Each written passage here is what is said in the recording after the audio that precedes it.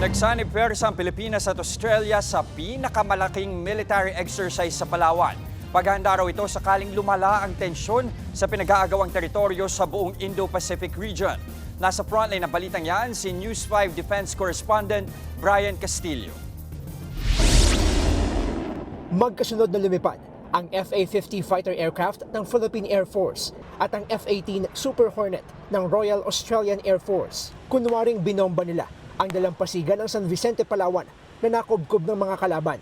Sunod na lumapit ang ilang fast attack interdiction craft para silipin ang lugar. Ilang sandali pa, sabay-sabay nang nagdatingan ang mga rubber boat at sanib pwersang nilusob ng mga sundalong Pilipino at Australiano ang isla. Umalingaw-ngaw ang walang humpay na putok ng baril kasabay ng dahan-dahang pag-abante ng dalawang bansa. Bahagi yan ng nagpapatuloy na alon exercise ng Pilipinas at Australia. Ganito raw malamang ang posibleng gawin ng pinagsamang puwersa ng Pilipinas at Australia sakaling may bahagi ng ating teritoryo ang kailangang bawiin mula sa kamay ng mga kalaban. Sabay-sabay ang gagawing pag-atake mula sa lupa, dagat at himpapawid. And it is very significant because sa nakikita natin ng mga threats that we are facing, Palawan is one of those areas. No? So we have to be able to rehearse the defense of our western seaboard.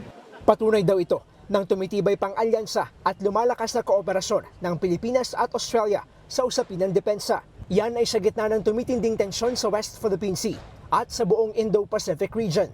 The exercise was very, very impressive, and this is a new venue, and you saw that the coordination between both the Australian forces and the Philippine forces were smooth. But this is about building the interoperability between two countries which share values and have one intent, and that is to uphold the rules-based order in this region.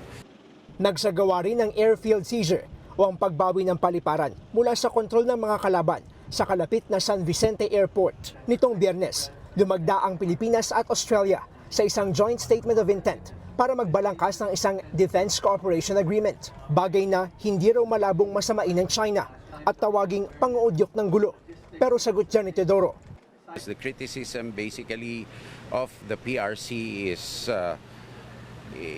really paranoia, and it is a propaganda line.